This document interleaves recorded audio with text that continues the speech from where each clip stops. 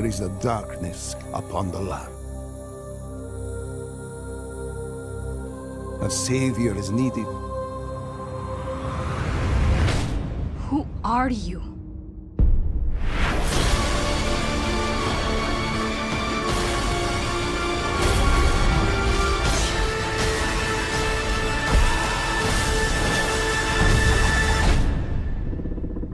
The man who'll kill Dracula.